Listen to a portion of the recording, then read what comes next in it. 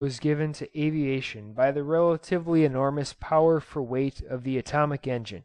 It was at last possible to add Redmayne's ingenious helicopter ascent and descent engine to the vertical propeller that had hitherto been the sole driving force of the aeroplane without overweighting the machine, and men found themselves possessed of an instrument of flight that could hover or ascend or descend vertically and gently as well as rush wildly through the air. The last dread of flying vanished. As the journalists of the time phrased it, this was the epoch of the leap into the air. The new atomic aeroplane became indeed a mania. Every one of means was frantic to possess a thing so controllable, so secure and so free from dust and danger of the road, and in France alone, in the year 1943, 30,000 of these new aeroplanes were manufactured and licensed, and soared hummingly softly into the sky. And with an equal speed atomic engines of various types invaded industrialism. The railways paid enormous premiums for priority in the delivery of atomic traction engines.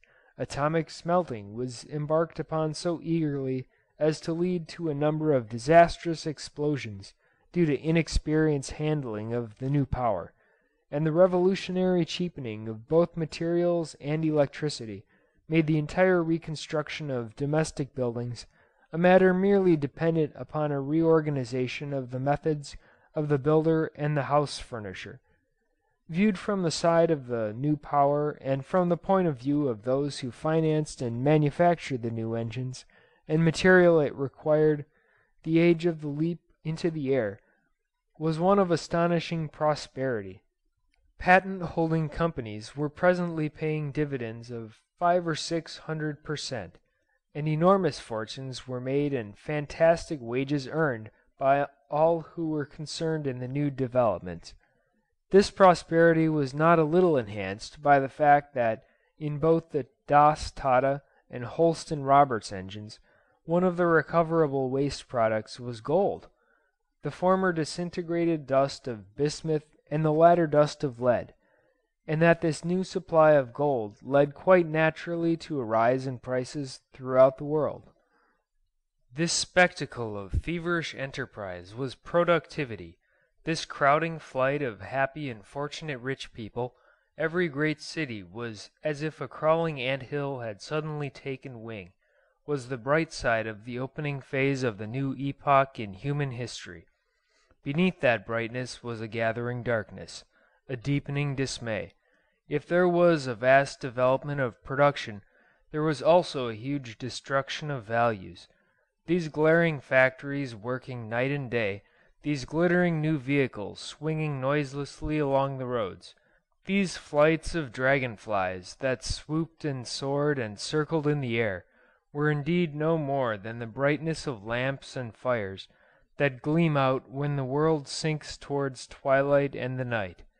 Between these high lights accumulated disaster, social catastrophe. The coal mines were manifestly doomed to closure at no very distant date. The vast amount of capital invested in oil was becoming unsaleable. Millions of coal miners, steel workers upon the old lines, vast swarms of unskilled or underskilled laborers in innumerable occupations, were being flung out of employment by the superior efficiency of the new machinery. The rapid fall in the cost of transit was destroying high land values at every center of population. The value of existing house property had become problematical. Gold was undergoing headlong depreciation. All the securities upon which the credit of the world rested were slipping and sliding. Banks were tottering. The stock exchanges were scenes of feverish panic. This was the reverse of the spectacle. These were the black and monstrous under consequences of the leap into the air. There is a story of a demented London stockbroker running into the Threadneedle Street and tearing off his clothes as he ran. "The Steel Trust is scrapping the whole of its plant," he shouted. "The State Railways are going to scrap all their engines. Everything's going to be scrapped, everything. Come and scrap the Mint, you fellows, come and scrap the Mint." In the year 1955, the suicide rate for the United States of America quadrupled any previous record. There was an enormous increase also in violent crime throughout the world. The thing had come upon an unprepared humanity. It seemed as though human society was to be smashed by its own magnificent gains. For there had been no foresight of these things. There had been no attempt anywhere even to compute the probable dislocations this flood of inexpensive energy would produce in human affairs. The world in these days was not really governed at all, in the sense in which government came to be understood in subsequent years. Government was a treaty, not a design. It was forensic, conservative, disputatious, unseeing, unthinking, uncreative. Throughout the world, except where the vestiges of absolutism still sheltered the court favorite and the trusted servant, it was in the hands of the predominant caste of lawyers, who had an enormous advantage in being the only trained caste.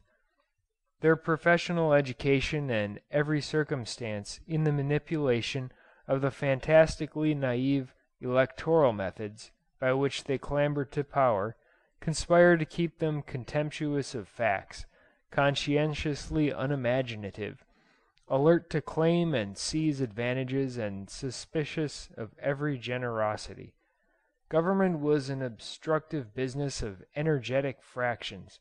Progress went on outside and in spite of public activities, and legislation was the last crippling recognition of needs so clamorous and imperative, and facts so aggressively established as to invade even the dingy seclusions of the judges and threaten the very existence of the otherwise inattentive political machine.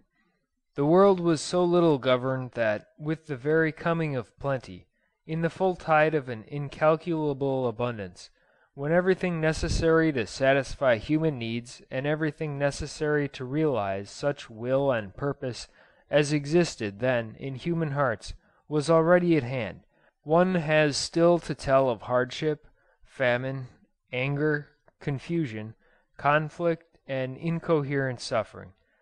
There was no scheme for the distribution of this vast new wealth that had come at last within the reach of men. There was no clear conception that any such distribution was possible. As one attempts a comprehensive view of these opening years of the new age, as one measures it against the latent achievement that later years have demonstrated, one begins to measure the blindness, the narrowness, the insensate, unimaginative individualism of the pre-atomic time. Under this tremendous dawn of power and freedom, under a sky ablaze with promise, in the very presence of science standing like some bountiful goddess over all the squat darkness of human life, holding patiently in her strong arms, until men chose to take them, security, plenty, the solution of riddles, the key of the bravest adventurers, in her very presence, and with the earnest of her gifts in court, the world was to witness such things as the squalid spectacle of the Das Tata patent litigation. There in a stuffy court in London, a grimy oblong box of a room, during the exceptional heat of the May of 1956, the leading counsel of the day argued and shouted over a miserable little matter of more royalties or less, and whether the Das Tata Company might not bar the Holston Roberts methods of utilizing the new power. The Das Tata people were indeed making a strenuous attempt to secure a world monopoly in atomic engineering. The judge, after the manner of those times, sat raised above the court, wearing a preposterous gown and a foolish huge wig. The counsel also wore dirty-looking little wigs and queer black gowns over their usual costume, wigs and gowns that were held to be necessary to their pleading, and upon unclean wooden benches stirred and whispered artful-looking solicitors, busily scribbling reporters, the parties to the case, expert witnesses, interested people, and a jostling confusion of subpoenaed persons, briefless young barristers, forming a style on the most esteemed and truculent examples,